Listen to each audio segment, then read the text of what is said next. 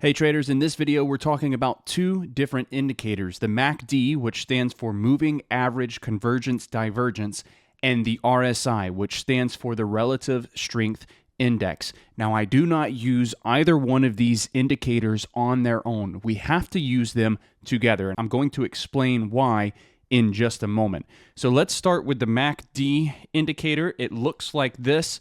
You have a baseline, which is in the middle. You've got a crossover line, which is purple, and you've got a signal line, which I have changed to yellow. So the idea here is that when you have a signal line crossing over the other line, it may be a time to buy or it may be a time to sell, depending on which line is crossing over which one. So if the signal line is below the other line, it might be a time to buy. If the signal line is above the other line, it may be a time to sell. So you can see right here, the yellow line, the signal line is below the purple line, so this may be your time to buy. Whereas over here, your signal line is above the other line, which means it may be a time to sell. But these two lines cross all of the time. Look at this over here, crossing back and forth, back and forth, back and forth. And the stock really isn't doing a whole lot. This is why you have to rely on these two indicators together. You cannot use them independently from each other, or else you're going to get faked out. So that is the MACD in a nutshell. Let's talk about the RSI. The way that this works, you have two lines on the RSI chart. You have a line up here at 70 by default, and you have a line down here at 30 by default. And the idea is that if this signal line, if the RSI is trading below 30, it's telling you that the stock may be oversold and that it may be time to potentially buy. Or if the stock is trading up here above 70, it's telling you that the stock is potentially overbought and it may be a time to sell. Now again, just like the MACD, you get false signals with the RSI all the time. So you can't rely on every time that this drops below 30 or rises above 70.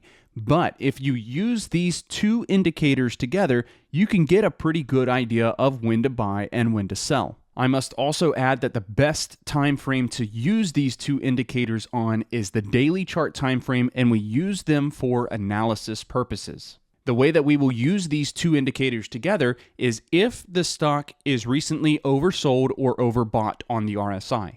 So if the RSI is either recently below 30 or above 70, and then shortly after, we get a crossover of the trend lines on the MACD, then you have confirmation to buy or sell. So in this scenario, I am on the daily chart time frame for PLUG, and let's go ahead and break this down using the MACD and the RSI together to identify potential points to buy or sell. So start with the RSI. We see that this is down here below $30, telling us that the stock is probably oversold. This happens shortly after an earnings report, and it is indeed trading pretty low. But we cannot use that signal alone at this time to purchase the stock because we don't have a crossover on the MACD. We're going to ignore this first oversold section on the RSI and look at the second section. So second section is oversold here below 30, and then look what happens on the MACD shortly after. So we're oversold, then we get a MACD signal cross, and the stock at this time is trading right here. This is telling you that this spot may be a good time to buy, and sure enough, it was, because the stock runs from $3.80 up to highs of $4.80. Now let's move to the third section where the RSI is telling us that it's oversold, which is right here.